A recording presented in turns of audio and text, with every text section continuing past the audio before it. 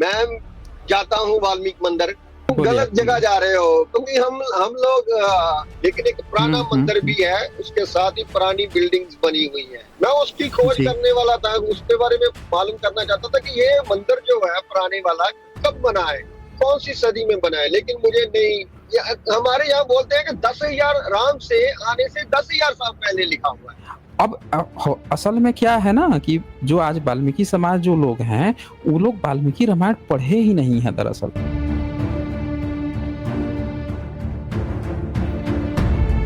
नमो बुद्धाय साथियों, स्वागत है आपका समय कल्चर चैनल पर, जहां हम तर्क और विज्ञान की कसौटी पर हर कहानी को परखते हैं। जहां हम बात करेंगे रामायण की, एक ऐसी रचना जिसे कुछ लोग महाकाव्य कहते हैं। लेकिन क्या यह वाकई कोई इतिहास है या फिर ब्राह्मणों की एक चालाकी भरी कहानी जिसे समाज को कंट्रोल करने के लिए लिखा गया? तो चलिए तथ्यों और तर्क के साथ इसकी परतें उघाड़ते हैं। रामायण को वाल्मीकि ने लिखा, ऐसा कहा जाता है। लेकिन वाल्मीकि कौन थे? कुछ कहानियां उन्हें शूद्र बताती है, लेकिन रुकिए, ये कहानी अपने आप में संदिग्ध है। क्यों? क्योंकि रामायण जैसा जटिल काव्य जो संस्कृत में लिखा गया है, उसे लिखने के लिए उच्च स्तर की शिक्षा चाहिए, और उस समय संस्कृत का ज्ञान मुख्य रूप से ब्राह्मणों तक सीमित था। तो क्या ये कहानी ब्राह्मणों ने गढ़ी ताकि रामायण को जनता के बीच स्वीकार्य बनाया जा सके?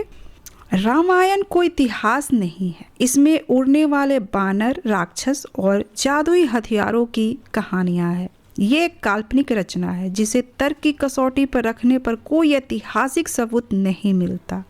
पुरातत्व में अयोध्या या राम सेतु का कोई ठोस सबूत नहीं है जो रामायण को सत्य साबित करे। तो फिर इसे लिखा क्यों? जवाब है सामाजिक नियंत्रण। रामायण में राम को मर्यादा पुरुषोत्तम बताया गया है, जो राजा के रूप में आदर्श है। लेकिन अगर गहराई से देखें तो ये कहानी वर्ण व्यवस्था और ब्राह्मणवादी मूल्यों को बढ़ावा देती है। शूद्रों को दबाने, स्त्रियों को नियंत्रित करने और राजा को भगवान जैसा दिखाने की थीम बार बार दिखती है। उदाहरण, शंभुक की कहानी, जहाँ एक शूद्र को तपस्या करने की सजा दी जाती है। ये साफ दिखाता है कि रामायण का मकसद समाज को बांटना और ब्राह्मणों की सत्ता को मजबूत करना था। अब वाल्मीकि की बात, अगर वाल्मीकि शूद्र थे तो ये ब्राह्मणों की चाल थी कि एक शूद्र को लेखक बताकर रामायण को जनता के लिए और विश्वसनीय बनाया जाए। लेकिन तर्क कहता है कि शायद वाल्मीकि कोई ब्राह्मण ही थे, या फिर ये नाम एक काल्पनिक किरदार है जिसे ब्राह्मणों ने गढ़ा, क्योंकि उस समय शूद्रों को संस्कृत सीखने या लिखने का मौका मिलना लगभग असंभव था। रामायण की कहानियाँ मौखिक परंपराओं से आई, लेकिन इन्हें लिखने का काम ब्राह्मणों ने किया। क्यों? क्योंकि लिखित शब्द का दबदबा होता है। इसे ग्रंथ का दर्जा देकर ब्राह्मणों ने समाज पर अपनी विचारधारा थोप दी। रामायण सिर्फ एक कहानी नहीं बल्कि एक टूल थी जिसका इस्तेमाल लोगों को बेवकूफ़ बनाने, उनकी सोच को नियंत्रित करने और ब्राह्मणवादी व्यवस्था को बनाए रखने के लिए किया गया। तो साथियों, रामायण कोई इतिहास नहीं बल्कि एक काल्पनिक कहानी है जिसे ब्राह्मणों ने अपने हितों के लिए लिखा। ये हमें सिखाती है कि हमें हर कहानी को तर्क की कसौटी पर परखना चाहिए। क्या आप भी मानते हैं कि रामायण जैसी कहानियाँ समाज को नियंत्रित करने का एक तरीका थी? कमेंट में अपनी राय बताइए, और हाँ, ऐसे ही तार्किक कंटेंट के लिए हमारे चैनल को सब्सक्राइब करें। तो साथियों, चलिए आगे बढ़ते हैं और शाइन जर्नी सर का एक बहुत ही ज्ञानवर्धक डिबेट को भी देखते हैं जो इसी मुद्दे पे आधारित है। तो चलिए देर न करते हुए हम आगे बढ़ते हैं। तब तक आप इस वीडियो को आप शेयर जरूर कर दीजिए। यहाँ पे रवि सिंह आए हैं। हाँ जी, रवि जी बताएं क्या कहना चाहते हैं। जय भीम सर। हाँ जी, जय भीम सर, जी, बहुत बताइए। दिन से आपसे जुड़ने की कोशिश कर रहा था, ओके। तो थैंक यू वेरी मच, आपने फाइनली ज्वाइन किया। क्योंकि मैं यूएसए से हूँ, तो मेरी थोड़ी सी हिंदी भी कम होगी, अगर ट्राई करना अंडरस्टैंड करने के लिए। ओके, कोई बात नहीं, बोलिए आप, बोलिए। तो क्या है कि एक्चुअली मैं एससी से ही हूँ, लेकिन जो वाल्मीकि कम्युनिटी पंजाब से जो बिलोंग करते हैं ना, मैं वहाँ से हूँ। ओके। तो आपकी स्ट्रीम काफी दिन से सुन रहा हूँ, बहुत दिन से। तो बहुत मन में सवाल थे, लेकिन अभी मैं एक्चुअली ट्रक ड्राइवर हूँ, ड्राइव कर रहा हूँ, लेकिन फाइनली आज जुड़ा हूँ। तो वो जो क्वेश्चन मैंने लिख कर रखे थे वो मैं घर पे भूल गया, लेकिन फिर भी मेरे पास है कुछ क्वेश्चन। वो है अच्छा। मेरी वाल्मीकि कम्युनिटी के बिलोंग के, जो टॉपिक आज है उसके थोड़ा सा डिफरेंट चल रहा हूँ आज से। कोई बात नहीं, आप पूछ लीजिए। तो मेरा क्वेश्चन ये है कि जो पंजाब का साइड है ना, वो ज्यादा वाल्मीकि जी को मानते हैं, लेकिन मैंने आपकी वाल्मीकि जयंती का वो स्ट्रीम सुना था जिसमें आपने एक किसी बुक का रेफरेंस दिया था ना, उसमें आई थिंक उसका नाम भगवान दास था, I think the writer of हाँ हाँ हाँ, बिल्कुल आप सही सही कह रहे हैं। जी जी, बिल्कुल। तो मैं जाता हूँ वाल्मीकि मंदिर, वहाँ अमृतसर में बहुत बड़ा आश्रम है वाल्मीकि जी का ना, बनाया हुआ है अभी। ओके। तो मेरा क्वेश्चन ये था कि वो बोलते हैं कि वो बहुत पुरातन है, बहुत पुराना है, बहुत आई डोंट नो, वहाँ की जो स्मॉल ईंटें होती हैं वो कितनी है, पुरानी है ना। तो मैं यही कंफ्यूज हूँ कि जब आपका सुना, आपकी स्ट्रीम सुनी, तो मुझे ऐसा लगा कि कंफ्यूज हो गया हूँ मैं कि कौन क्या सही है क्या गलत है। You know, I used to go to a mandir, like माता का मंदिर, वहाँ I used to go, but somehow you know I was thinking that's not a right way, you know। आपका स्ट्रीम सुना तो मैं बहुत चेंज हो गया, अभी मैं जाता भी नहीं हूँ, लेकिन फिर भी थोड़ा सा तो मन में है ना कि यार ये सही है कि गलत है। आप समझ रहे हैं ना मैं क्या बात करने चाहता हूँ? हाँ हाँ हाँ, मैं समझ गया। हाँ, तो मैं जब अपने लोगों से इससे बात की, ये कोई बात तुम नहीं, बोलिए गलत आप। जगह जा रहे हो, क्योंकि हम लोग वो कहते हैं बिलीव करते हैं ना गॉड में, जो सभी गॉड में बिलीव करते हैं। अभी मैं थोड़ा थोड़ा सा नहीं करता हूँ, अभी थोड़ा थोड़ा सा चेंज हो रहा हूँ आपकी स्ट्रीम देखकर। मुझे लगता है कि आप फैक्ट पे बात कर रहे हैं और सही बात कर रहे हैं, लेकिन थोड़ा थोड़ा सा अभी भी मन में है, क्योंकि घर में पूजा पाठ चलती है ना। लेकिन हम लोग हिंदू देवी देवताओं को नहीं मानते, लेकिन वाल्मीकि जी को मानते हैं, क्योंकि हमें लगता था कि वो हमारा गुरु है, हमारा भगवान है ना। लेकिन जब से आपकी स्ट्रीम सुनी है तो मैं कंफ्यूज हो जाऊंगा, मुझे थोड़ा सा इसमें और चाहिए डिटेल। वो अगर आपने कहा है कि वाल्मीकि जी जो रामायण है वो काल्पनिक है, आप मानते हैं ना ये, है ना।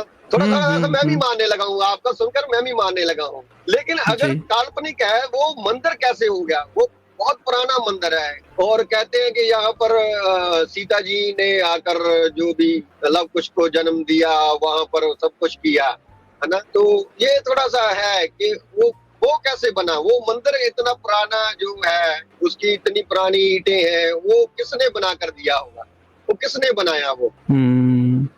देखिए, वो जो आपका मंदिर जो बताया जा रहा है ना कि ये पुराना मंदिर है, वो बहुत पुराना मंदिर नहीं है, 2018 में बना है। नहीं, वो तो नहीं, वो नया बना हुआ है, वो तो नया बनाया है अभी। जो अकाली दल की सरकार थी उन्होंने बना कर दिया, राइट, वो तो नया है।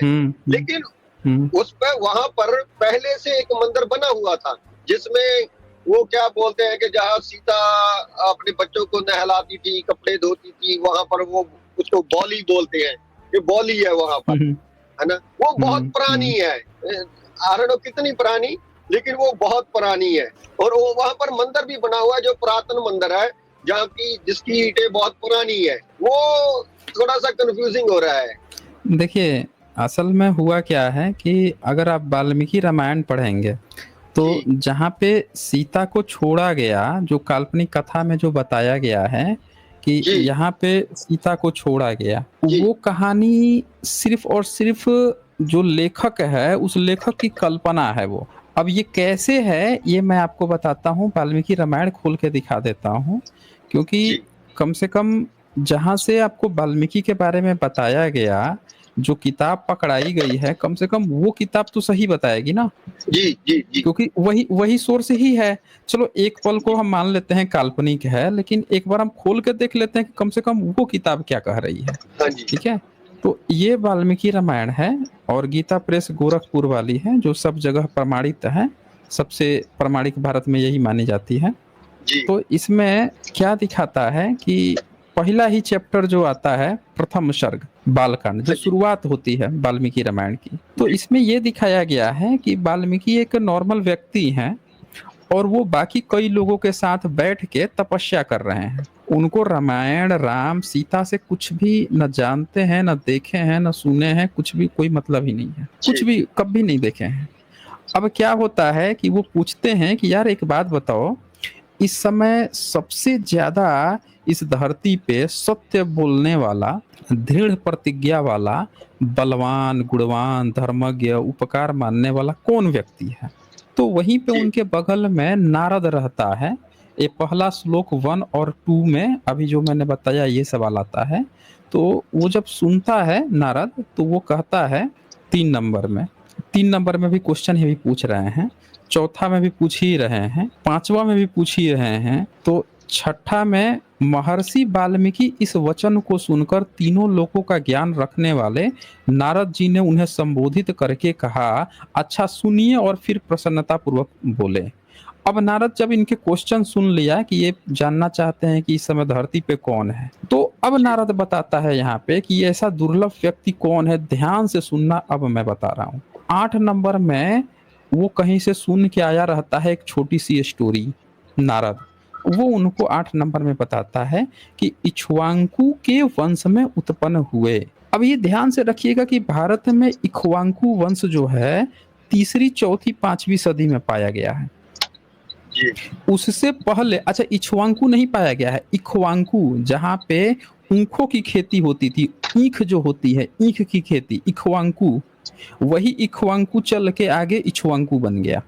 तो ये जो इक्ष्वाकु वंश में उत्पन्न हुए एक ऐसे पुरुष हैं जो लोगों में राम नाम से विख्यात हैं।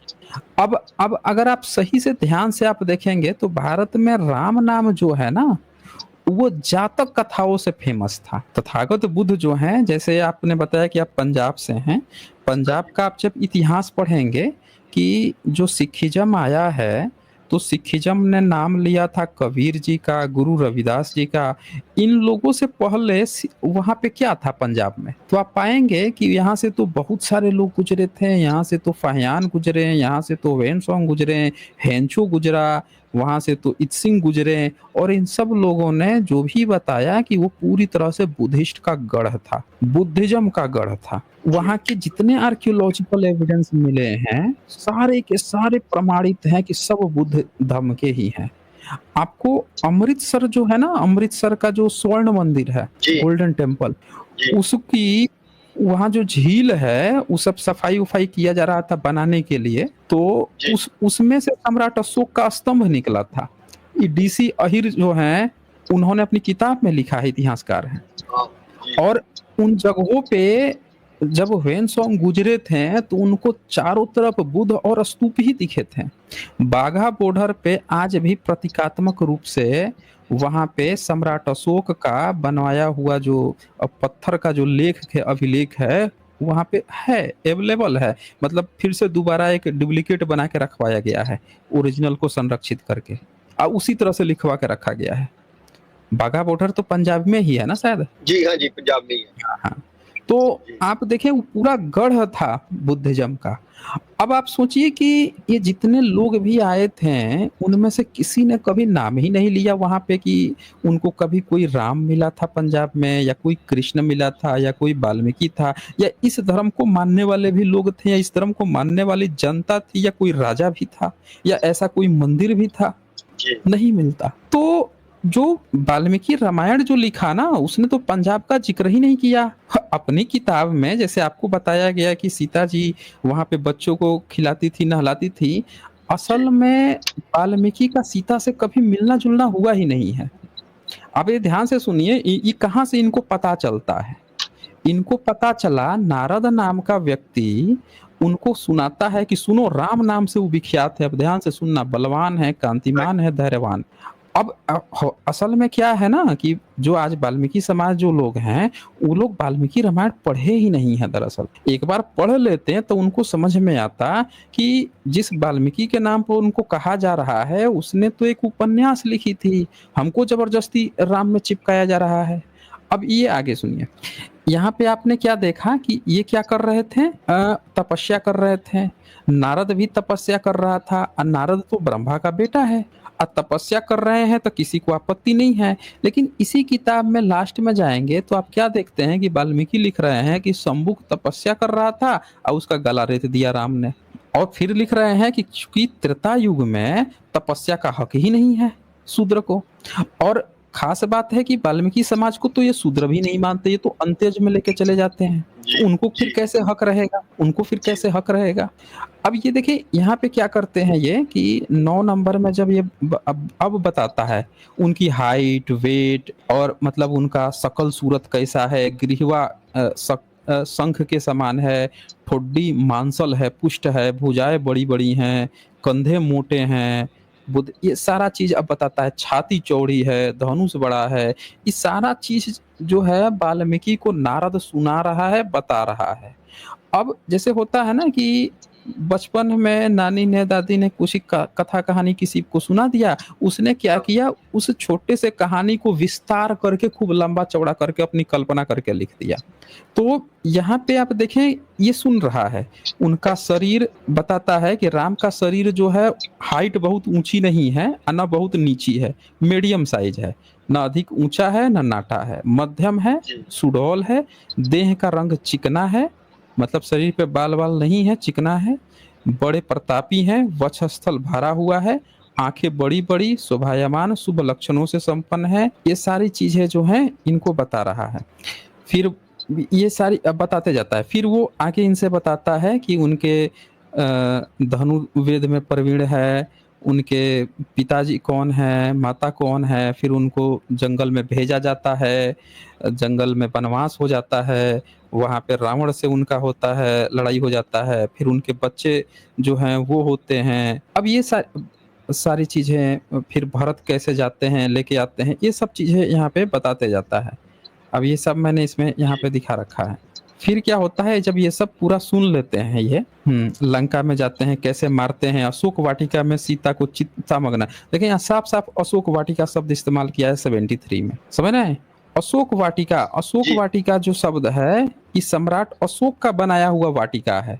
सिर्फ सम्राट अशोक ही ऐसे थे जो जगह जगह पे वाटिका बनवाया करते थे। तो एक तो इन्होंने नाम रखा लंका। लंका को अगर ध्यान से भी देख लें, अगर आज का श्रीलंका वो नहीं है, लेकिन हम उसको मान भी लें अगर, तो भी श्रीलंका में तो उनके बच्चे गए थे ना, संघमित्रा और जी, महेंद्र जाके वहां पे वाटिका लगवाए थे, तो पूरा बौद्धमय बन गया था श्रीलंका। जी, तो जी, खैर ये लंका वो लंका नहीं है, लेकिन यहाँ पे अशोक वाटिका यानी सम्राट अशोक का बनाया हुआ वाटिका है। अब ये सब बातें आती हैं, फिर ये आगे जो है कैसे वो करोर के वाटिका तोड़ ताड़ के लड़ाई करोर के ले आते हैं। अब सारे जीव जो हैं, ये देखिए 94, 95, 96 में लिखता है कि महायशस्वी, ठीक है, राम बहुत से सुवर्णों की दक्षिणा वाले 100 अश्वमेध यज्ञ करेंगे, उनमें विधि पूर्वक विद्वानों को 10,000 करोड़ 1 खरब गौ देंगे। बताइए इतना कौन से समय में इतना पॉसिबल हो सकता है। और ब्राह्मणों को अपरिमित धन देंगे, 100 गुने राजवंशों की स्थापना करेंगे, संसार में चारों वर्णों को अपने अपने धर्म में नियुक्त करेंगे। और 97 में लिखा है फिर 11,000 वर्षों तक राज्य करने के अनंतर श्री राम जी अपने परम धाम को पधारेंगे। अब देखिए पहला ही चैप्टर है, 97 में लिख दिया कि 11,000 साल तक राम शासन करेंगे। कब? जब वो घर आ जाएंगे रावण को मार के। अब आप खुद सोचिए कि कौन सी जगह पे वाल्मीकि जो है उनको सीता को खिलाए होंगे, ये किए होंगे, वो किए होंगे। ये सारी कहानी तो उनको नारद ने सुनाया, जी, तो जानते तक नहीं थे। दूसरी जी, बात कि हम एक पल को मान भी लें तो 11,000 साल तो सिर्फ राम करके गए हैं शासन, फिर उसके बाद से महाभारत हुआ होगा, उसके बाद से त्रेता युग में भी तो लंबा होता है ना, 8 लाख 12 लाख साल, फिर जी, इनके द्वापर युग में होता है 8 लाख साल, इतने साल बीते होंगे। तो हमें तो सिंधु घाटी सभ्यता का इतिहास नहीं पता, इतने लाखों लाखों साल का हमें कैसे पता चल जाएगा कि कहाँ पे वो रहे थे, कहाँ पे खिलाए थे पिलाए थे। सब झूठी कहानी, टोटल झूठी कहानी। अब देखिए ये जब 97 में ये बता देता है, इसके बाद से अब सुनिए कि वाल्मीकि कैसे लिखने को कैसे तैयार होते हैं। तो फिर इसमें ये सब बता के आगे देखें 98 में क्या लिखता है, वेदों के समान पवित्र, पाप नाशक और पुण्यमय इस रामचरित को जो पढ़ेगा वह सब पापों से मुक्त हो जाएगा। अब नारद कहता है कि हम तुमको जितना सुनाए हैं इसको जो कोई भी पढ़ेगा ना उसका सब दुख दूर हो जाएगा। 99 में कहता है आयु बढ़ाने वाली इस रामायण कथा को पढ़ने वाला मनुष्य मृत्यु के अनंतर ये सारी चीजें बता देता है, स्वर्ग लोक में जाएगा। 100 में लिखता है कि जो ब्राह्मण पढ़े विद्वान हो, क्षत्रिय पढ़ता तो पृथ्वी का राज भोगे, वैश्य को व्यापार में लाभ होगा, शूद्र भी प्रतिष्ठा प्राप्त करे, लिख देता है। अब यहाँ पे आगे जो दूसरा चैप्टर है इसमें क्या दिखाता है कि एक पशु पंछी जो है क्रीड़ा कर रहे थे और एक व्याघ्र जो है तीर मार दिया। इस पर वाल्मीकि को क्रोध आ गया, उन्होंने एक शब्द कुछ रच दिया वहां पे। ये जो शब्द रचा तो बाद में इनको ऐसा लगा कि हम ना इस घटना को कि पति पत्नी का विछोह हो गया है, इससे रिलेटेड हम कुछ लिखेंगे कहानी। देखिए यहाँ पे 9 नंबर में ऊपर उनके पास क्रॉच पंछियों का एक जोड़ा जो कभी एक दूसरे से अलग नहीं होता था विचर रहा था, तो ये किसी ने मार दिया, गुस्सा हो गए। फिर यहाँ पे ब्रह्मा आते हैं।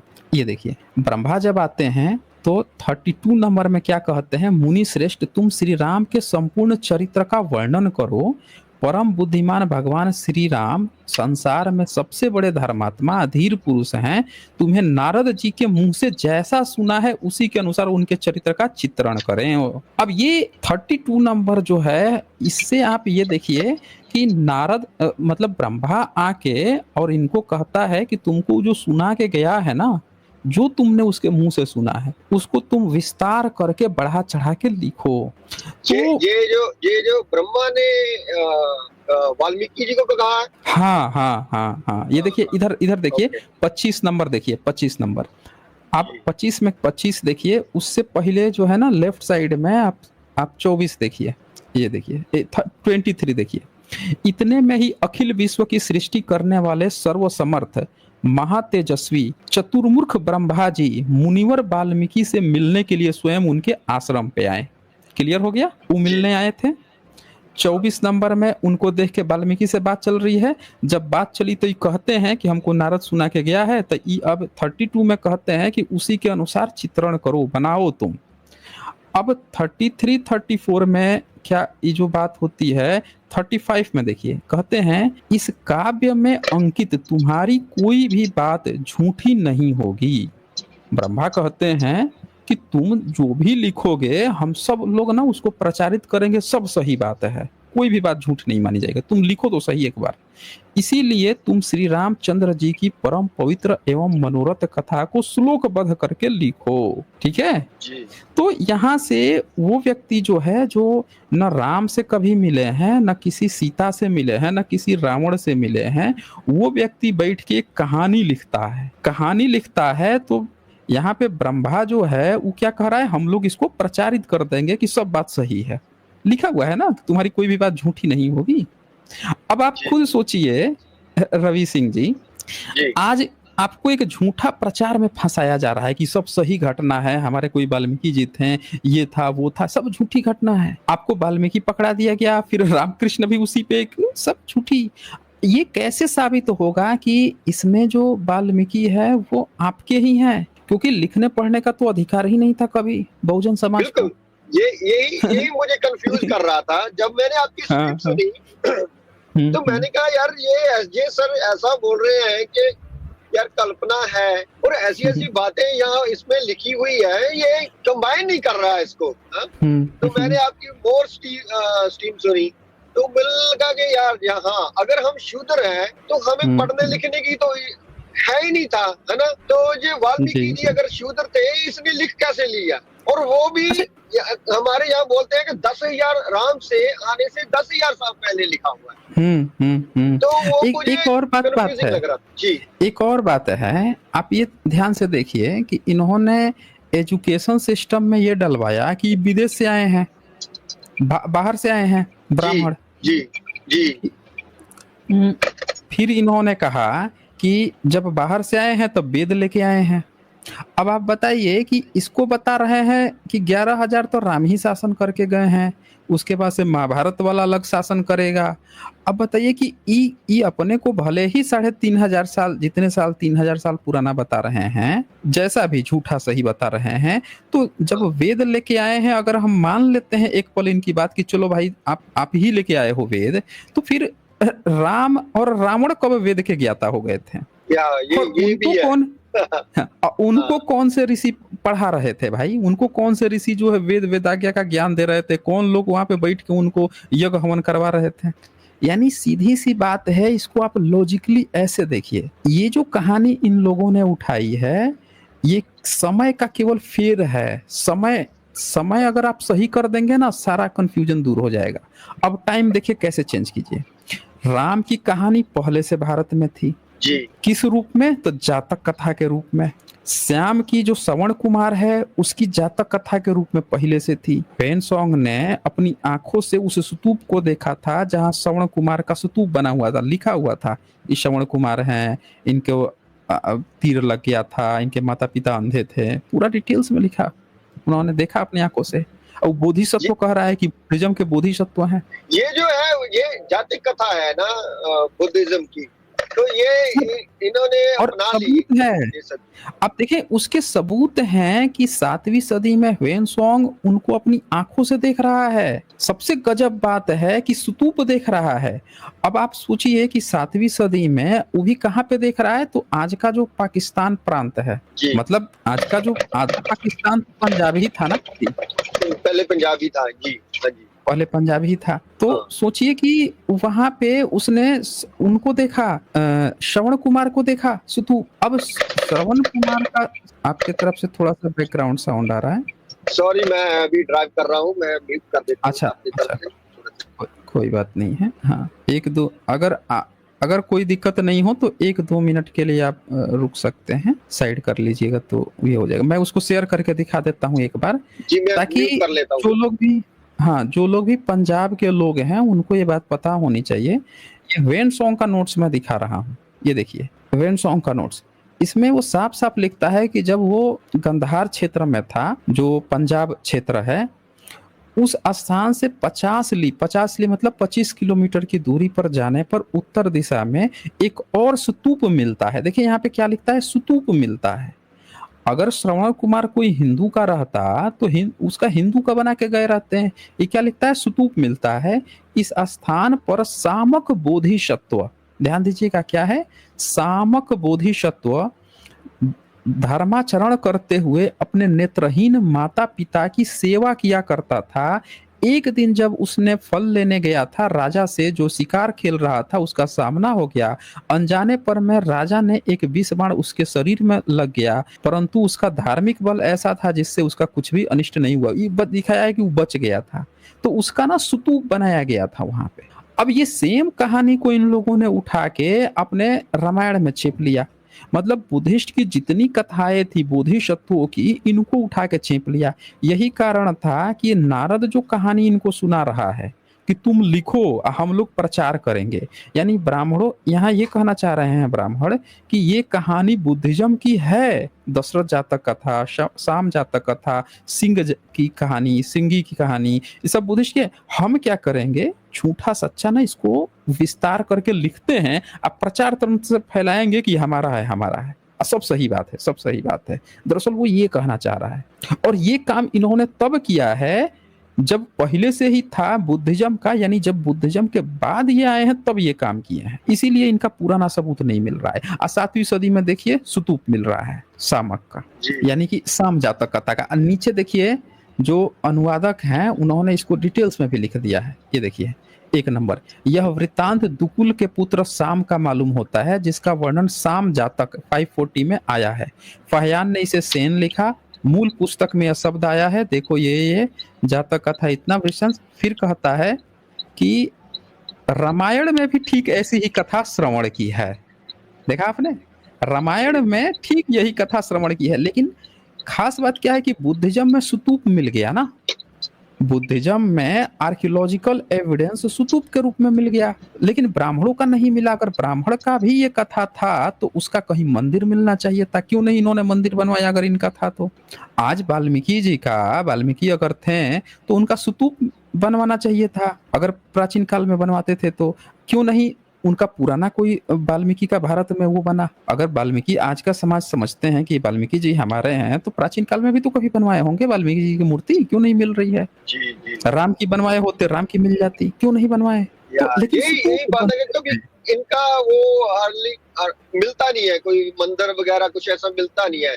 लेकिन ये जो अमृतसर में जो मंदिर है, मैंने किसी से पूछा था, जो मैंने पहले बात की थी स्टार्टिंग में, वो जो मंदिर है एक तो नया बना है 2018 में, राइट, लेकिन एक पुराना मंदिर भी है, उसके साथ ही पुरानी बिल्डिंग्स बनी हुई है। मैं उसकी खोज जी करने वाला था, उसके बारे में मालूम करना चाहता था कि ये मंदिर जो है पुराने वाला कब बना है, कौन सी सदी में बना है, लेकिन मुझे नहीं कोई भी ऐसा मिला नहीं एविडेंस जो वो मिल क्योंकि जाएगा, मिल जाएगा। उसका एग्जैक्ट आप नाम बताइए, आर्कियोलॉजी से हम लोग खोज निकालेंगे। मैं आर्कियोलॉजी जो उसका होगी ना, आपको ज्वाइन करूंगा और जरूर आपको बताऊंगा उसके बारे में। ठीक है ठीक है। आप कभी मेरा जब एक भी और आपको क्वेश्चन फुर्सत था, मिले आप आपने बताइएगा। जो बोलिए। जी मेरा एक और क्वेश्चन, आपने जब वो वाल्मीकि जयंती का स्ट्रीम किया था, जो भगवान दास की बुक के बारे में आपने बताया था, उसमें नाम हम्म बताया था आपने बालेशाह और लाल बेग का आपने जिक्र किया था उसमें, राइट?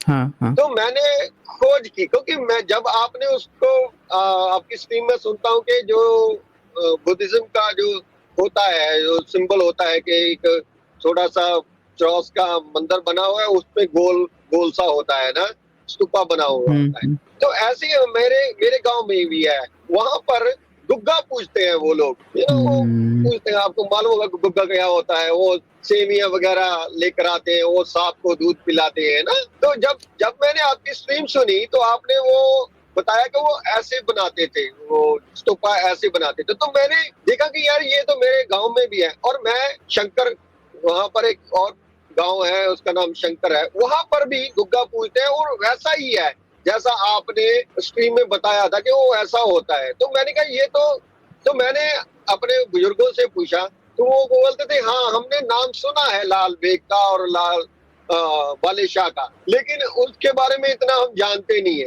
हमने नाम सुना हुआ है कि हम पूछते थे, उनको भी पूजते थे हमारे लोग जो बुजुर्ग थे, लेकिन उसके बारे में इतना जानते नहीं है। तो उसके बारे में अगर आपको कुछ मालूम देखिए, पड़े तो जरूर बताना। तो जहां तक दूध पिलाने की बात है ना नाग को, तो इस जी परंपरा का जिक्र किया है फाहियान ने ओके, 408 में, चौथी पांचवी सदी में। चौथी उसने पांचवी एक जगह पे, हाँ, उसके नोट्स में यह है चर्चा कि नाग की जी तरह आकृति बना के, नाग पंचमी जो आज भी भारत वाले मनाते हैं, वो मूल निवासी परंपरा है बेसिकली। जी, ठीक है वो ना? भी मूल निवासी है। ओके हाँ, मूल निवासी परंपरा है, उसको लोग जी जानते थे, लेकिन लोग थोड़ा सा अनसाइंटिफिक थे। उन लोगों को ये बात हाँ नहीं पता थी कि सांप पीने से सांप जो है दूध नहीं पीता है। जी जी तो जी जी लेकिन वो, जी हाँ, लेकिन वो ये काम करते थे, इसका जिक्र किया है फाहियान ने।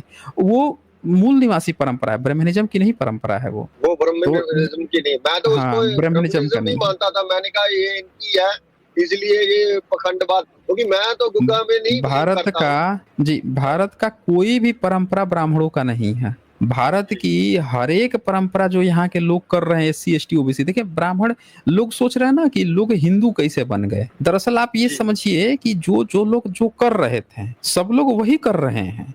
ब्राह्मण आके उस पर लेयर बैठ गया कि अच्छा आपके यहाँ भिक्षु नहीं है, कोई बात नहीं, भिक्षु वाला काम मैं कर दूंगा। और उसने क्या किया, उसी कहानी को आप देखिए, रामायण इसने लिखा तो क्या किया, जातक कथाओं के ऊपर एक लेयर चढ़ा दिया। पहले से लोग राम को जानते हैं, राम नाम कर रहे हैं। बताइए, कबीर जी राम परमेश्वर नहीं मानते हैं, राम को, राम की बात कर रहे हैं, वो कैसे? सोचिए, जी कबीर जो है राम का नाम ले रहे हैं, लेकिन वो वो तो मानते हैं राम का नहीं। नाम ले रहे हैं। हाँ हाँ, लेकिन वो तो मानते हैं नहीं ईश्वर को, ना अल्लाह को मानते नहीं है, राम का नाम ले रहे हैं, कैसे?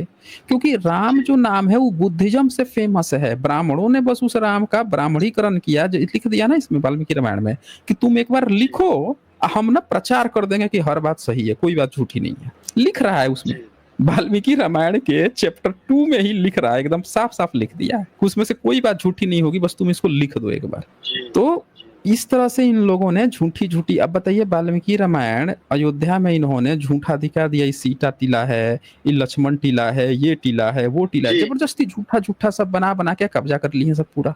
जबकि किताब खुद कह रहा है कि इसमें सारी बातें जो है काल्पनिक है, कल्पना करके लिख रहा है लेखक। उसे ब्रह्मा कह रहा है कि तुम लिखो लिखो, हम सब प्रचार करेंगे, सही है। जी। तो पूरा ये एक षड्यंत्र है जी। ठीक है, अगली बार आप एक वो एक लेके एक और बताइएगा। एक हाँ, एक और पूछिए पूछिए हम पूछिए। लोगों ने यहाँ, मैं अभी राइट नाउ यूएसए में हूँ, तो हम लोगों ने भी यहाँ जो वाल्मीकि कम्युनिटी है उन्होंने रल मिल के मंदिर बना लिया, उसमें रामायण रखी। तो मैं थोड़ा सा रामायण को पढ़ने शुरू किया, लेकिन उसमें एक से कहा कहीं भी आता है, मैं इतना याद नहीं हूँ, वहां पर शिव जी कांड का आता है, जो शिव जी जो होते हैं ना, उसका कुछ आता है। तो वो जो उसमें लिखा है वो हम पब्लिकली पढ़ नहीं सकते किसी हाँ हाँ लेडीज हाँ के हाँ, सामने। वो तो क्या वो कैसे वो वो जो बना दिया था। हाँ, तो जब मैंने वो पढ़ा तो मैंने कहा यार ये मैं अभी पढ़ रहा हूँ और मैं माइक पे बोल रहा हूँ, और जब वो शिवजी कांड आया तो मैं बोलने लगा और मैं चुप हो गया। मैंने कहा यार ये मैं कैसे बोल दूं, ये ऐसा कैसे लिख दिया है इसमें। तो वहीं से जब मैंने आपकी स्ट्रीम सुनी सर, तो मुझे बहुत सारी कंफ्यूजिंग जो थी वो थोड़ी थोड़ी सी हटने शुरू होगी। अभी मेरा थोड़ा थोड़ा लगता है कि नहीं यार, अभी मैं बाबा साहब तो मैं पहले से ही मानता था, तो मैंने अभी बाबा साहब की बुक्स पढ़ने, मैंने अभी बुद्धिज्म की बुक्स है बाबा साहब ने जो लिखी है वो मैंने पढ़नी शुरू की है। तो मैं आपका बहुत शुक्रिया करना चाहता हूँ, क्योंकि आपकी वजह से आई थिंक मैं वो जो अंधविश्वास जो ऐसा है ना उसमें से निकलने आ रहा है। लेकिन क्या है कि अभी फैमिली है, अगर हम फैमिली से बात ऐसी करते हैं, वो मानने के लिए राजी नहीं है यार। वो कह रहे नहीं, तुम अभी वो जो नास्तिक बनते रह जा रहे हो, यू आर बीइंग नास्तिक राइट नाउ, यू नो। सो भगवान को नहीं मानते तुम, इसलिए तो वो ऐसा भी बोलने लगते हैं, अगर भगवान को छोड़ देगा तो तुम्हारा क्या बनेगा, ऐसा भी बोलते हैं। तो ऐसा होता है। आप उनसे उसने पूछने की जरूरत है ना कि भगवान जो है अगर हमारा होता तो हमको, तो हम तो ब्राह्मण कुल में जन्म लेते, फिर सीधे पूछ लेते हैं कि भाई ब्राह्मण के साथ इसका मतलब भगवान है। अगर किताब लिखते हैं वाल्मीकि जी, अब फायदा सारा ब्राह्मण ले रहा है, तो इसका मतलब कि कहीं ना कहीं तो लोचा है। जी जी। अगर बाबा साहब अम्बेडकर कॉन्स्टिट्यूशन नहीं लिखे होते हैं, राइट्स जो है कॉन्स्टिट्यूशन ने अगर SC ST समाज को नहीं दिया होता, तो आज जो आप वाल्मीकि बना रहे हैं, ये मैं बता रहा हूँ कि वाल्मीकि समाज पर ये अटैक कर करके मार के खत्म कर दिए होते ये सब। कि तेरी हिम्मत कैसे हुई कि हमारे किसी भी पुरुष की चित्र बनाने की या ये करने की। ये तो कॉन्स्टिट्यूशन ने राइट दिया है, जिसके कारण से वो कुछ भी बोल पा रहे हैं। बोलने तक नहीं देते, ये बोलने नहीं देते। ये तो हर एक काम आज जो कोई समाज कर रहा है, पूजा, इनके राम का मंदिर कॉन्स्टिट्यूशन के आधार पर बन पाया है। केस मुकदमा ये कॉन्स्टिट्यूशन के आधार पर जीत पाए हैं, नहीं तो इनके राम को तो मुसलमानों ने दबा के रखा हुआ था। खैर वो भी अगर सही से देखा जाए तो राम मंदिर भी ऑलरेडी बुद्धिस्ट का है, इनका नहीं है। ये तो कब्जा कर लिए मुस्लिम से जगह जमीन ले वो के। अगर बहुत गहराई में देखा जाए तो बुद्धिस्ट के एविडेंस मिल रहे हैं। तो ये बहुत बारीक वाली बात है, लेकिन कोई बात नहीं है, फैमिली नहीं मान रही है। लेकिन हमें रवि जी इस तरह से आगे बढ़ना है कि आने वाली जनरेशन्स को हम इस सच्चाई से ले सके कि आज हम जो भी बोल पा रहे हैं, ये किसी न भगवान की बदौलत है न किसी ब्राह्मण हिंदू की बदौलत है। ये सब और सिर्फ संविधान की देन है। एक बार संविधान हट गया ना, तो मैं बता रहा हूं, अभी आप देखिए परसों की घटना हुई है ना, यादव समाज के व्यक्ति को 3 स्टेट में गवर्नमेंट है। बताइए 3 स्टेट में इन लोगों की गवर्नमेंट है अच्छी खासी, MP, UP, बिहार, अच्छा स्ट्रॉन्ग पोजीशन है। सोचिए कि किस तरह से ब्राह्मण जो है, थोड़े मोड़े ब्राह्मण, 3% ब्राह्मण जो है, इतनी बड़ी संख्या के लोगों को सर मुड़ा के ब्राह्मणी के मूत्र से छिड़क देता है। ऐसी बातें चल रही, सोचिए। तो आप सोचिए कि जो ये लोग पॉलिटिकली भी स्ट्रांग है, उसके बावजूद ये ऐसा हो रहा है। क्यों? क्योंकि इनको शूद्र मानता है वो। तो अब ये बात समझ पाएगा कोई भी SC ST कि अगर एक बार इनका हिंदुत्व राष्ट्र बन जाए या इनका सो कॉल्ड भारत का कॉन्स्टिट्यूशन बाबा साहब का हट जाए तो क्या राइट रहेगा? वाल्मीकि जी तो तब भी थे ना जब हमें मजबूर कर दिया था, भाई तुम्हें यही काम करना है, ये काम करना है। तब तो कोई भगवान नहीं आया हमें बचाने। ये बाबा साहब कॉन्स्टिट्यूशन दे दिए, तो आज हम चाहे वाल्मीकि के बनाए, चाहे राम की बनाए, किसी की बनाए, वो सिर्फ कॉन्स्टिट्यूशन की बदौलत है। यही बात सब लोगों के मन में डालनी है, तभी थोड़ा बहुत सुधार हो सकता है। ठीक है Ravi ji, okay. Thank you sir. Sir मैं मेरे पास बहुत क्वेश्चन, लेकिन फिर किसी दिन जुड़ूंगा मैं, तो प्लीज आप सिर्फ थर्सडे को करते हैं राइट? स्ट्रीम थर्सडे को होती है? नहीं नहीं नहीं नहीं, Thursday, Tuesday, Sunday rational world पे होती है, और सैटरडे, एवरी सैटरडे शाम को 7:30 पे साइंस जर्नी पे होती है। और वेंसडे को करते हैं आप? हाँ, साइंस जर्नी पे। हाँ, उस पे जातक कथाओं की चलती है। और वेंसडे को दोपहर में साइंस जर्नी पे डिबेट क्लिप भी पड़ती है। अब बाकी अल्टरनेटिव डे तो हमेशा डिबेट क्लिप पढ़ते रहता है। जी जी। ये जो आप जहाँ जुड़े ना, आप जैसे जुड़े हुए हैं, इसके ठीक नीचे ये रनिंग चल रहा है, रन कर रहा है, रनिंग लिखा हुआ आ रहा होगा। जी जी आ रहा है। इसमें ना, हाँ, इसमें टाइम आ दिन लिखा हुआ रहता है। किसी भी वीडियो को आप देखेंगे, जैसे आप देखें every Saturday, Sunday, Tuesday, Thursday on rational world लिखा हुआ है, एंड एवरी सैटरडे स्पेशल जातक कथा ऑन साइंस जर्नी लिखा हुआ रहता है। यहाँ से भी आप देख सकते हैं। मेरे कजन है, वो आपसे जुड़ना चाहते थे, लेकिन क्या है कि वो भी ट्रक चलाते हैं राइट? तो हम आपसे बहुत सी ऐसी बातें, उसके पास भी है, क्वेश्चंस है, क्योंकि वो भी अभी कंफ्यूज हो रहा है यार, क्या होगा यार ये, अगर वाल्मीकि खुद कह रहे हैं कि मैं ब्राह्मण हूँ, तो अगर वो ब्राह्मण है तो हम शुद्ध रहे, तो वो कैसे हमारा हो सका है? तो वो इसलिए मैं आपसे पूछ रहा था टाइमिंग वगैरह, तो मैं उसको भी जोड़ना चाहता हूँ, क्योंकि उसके पास मेरे से भी ज्यादा क्वेश्चन है। So he's a very educated guy, so join करना चाहता हूँ तो उसके बाद है। So thank you sir, thank you very much, आपका बहुत शुक्रिया। ओके जी, ओके, ठीक है, ठीक है। तो साथियों, रामायण की ये कहानी हमें एक बड़ा सबक देती है। हर ग्रंथ, हर कहानी को आंख मूंद कर सच मानने की बजाय उसे सिर्फ तर्क की तो साथियों, रामायण की ये कहानी हमें एक बड़ा सबक देती है। हर ग्रंथ, हर कहानी को आंख मूंद कर सच मानने की बजाय उसे तर्क की कसौटी पर कसे। रामायण कोई इतिहास नहीं, बल्कि एक काल्पनिक रचना है, जिसे ब्राह्मणों ने समाज को अपने कंट्रोल में रखने के लिए लिखा। लेकिन अब समय है जागने का, सवाल उठाने का और सच को सामने लाने का। अगर आप भी मानते हैं कि ऐसी कहानियों को बेनकाब करना जरूरी है, तो नीचे कमेंट में अपनी राय जरूर लिखें। क्या रामायण जैसी कहानियाँ आज भी हमें बेवकूफ़ बना रही है?